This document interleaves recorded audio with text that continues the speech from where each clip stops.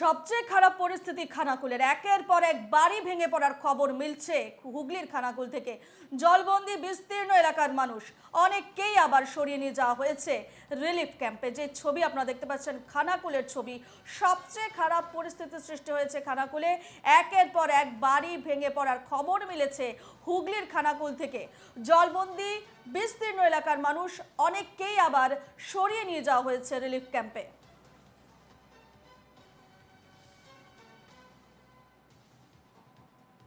এই মুহূর্তে আমাদের সঙ্গে সরাসরি রয়েছেন আমাদের প্রতিনিধি তুহিন পাত্র। তুহিন, সবচেয়ে খারাপ পরিস্থিতি খানাকুলের, এই মুহূর্তে খানাকুলের কি পরিস্থিতি, কি ছবি সেখানে?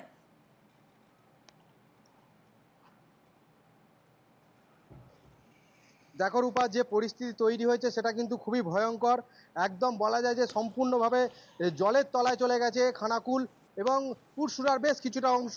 এবং যে পরিস্থিতি, সে পরিস্থিতি কিন্তু মোকাবিলা করার জন্য সরকার যথেষ্ট তাদের আধিকারিকদের দিয়ে সেই মোকাবিলা করার চেষ্টা চালাচ্ছে। এবং আমরা যে ছবি দেখিয়েছি যে একতলা বাড়ি নয়, দোতলা বাড়ির ওপরে সম্পূর্ণ জল জল ঢুকে গেছে।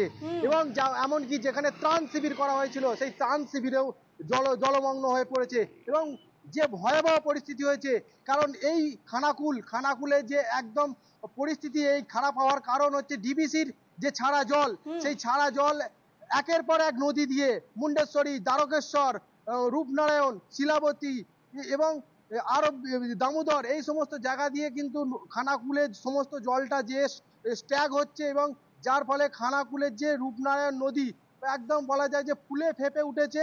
এবং আরো একটা কারণ যে এই রূপনারায়ণ নদীতে কিন্তু রূপনারায়ণে জোয়ার ভাটা হয়।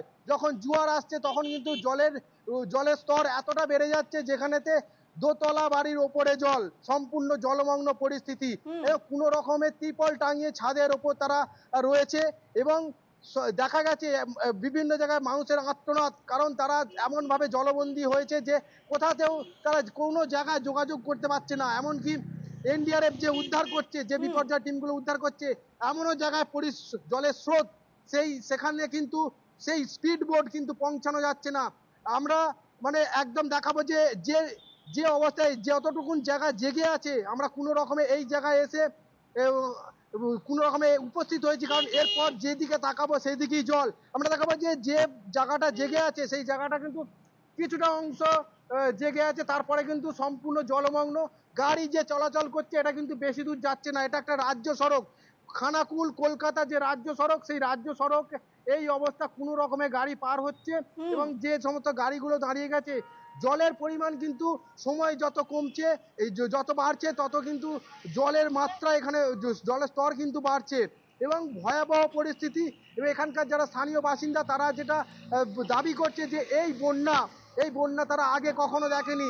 এর আগে 2021 তরফ থেকে কি ধরনের ব্যবস্থা নেওয়া হয়েছে এবং তারা যথেষ্ট ত্রাণ পাচ্ছে কি? দেখো রূপা, যে পরিস্থিতি হয়েছে সেটা কিন্তু খুবই ভয়াবহ। কারণ প্রশাসনের পক্ষ থেকে এখানেতে যথাযথ ব্যবস্থা নেওয়ার চেষ্টা চালাচ্ছে।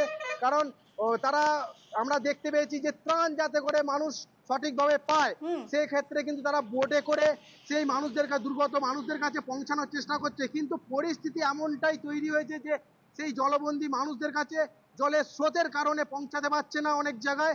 এবং কিছু কিছু জায়গায় ত্রাণ পৌঁছানোর চেষ্টা হয়েছে, সেখানে পৌঁছানো হয়েছে। এবং সব থেকে যেটা ভয়ঙ্কর পরিস্থিতি, মানুষের কাছে যে পরিমাণ পানীয় জল ছিল এবং বাচ্চাদের খাবার ছিল, সেগুলো তাদের কাছে কমে এসেছে। এরপর তারা কিন্তু কি করবে, কিছু দিশেহারা হয়ে পড়েছে। খানাকুলের বিভিন্ন এলাকার স্থানীয় বাসিন্দারা, এই মুহূর্তে প্রশাসনের তরফ থেকে যথার্থ ব্যবস্থা নেওয়া হলেও কিন্তু ত্রাণ যথেষ্টভাবে পৌঁছানো যাচ্ছে না তাদের কাছে। এই খবরে আমাদের নজর থাকবে। তুহিন, আপাতত তোমাকে ধন্যবাদ জানাচ্ছি।